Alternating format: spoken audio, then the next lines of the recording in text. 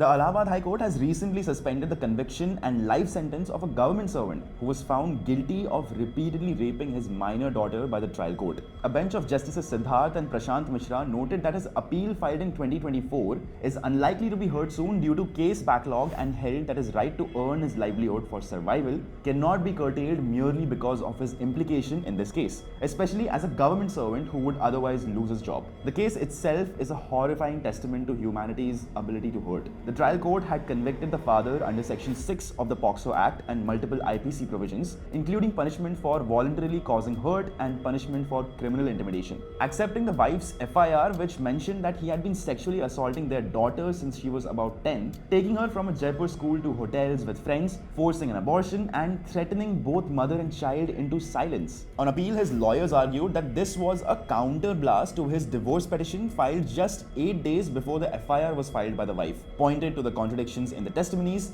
lack of medical injuries, alleged tutoring by the mother, and letters suggesting the girl had a boyfriend, and safe sex references. They also produced photographs to say trips to hotels and parks were family outings, not abuse. Significantly, the additional government advocate opposed bail to the man but could not dispute many of these defense points, which the bench recorded before suspending both conviction and sentence and granting bail. The High Court hasn't acquitted him, but its emphasis that his livelihood cannot be cut off even in a POCSO conviction involving his own minor daughter, and the suspension of a life sentence will be closely scrutinized. You're watching Live Law, and to access a detailed coverage of cases across the country such as this one, consider visiting livelaw.in.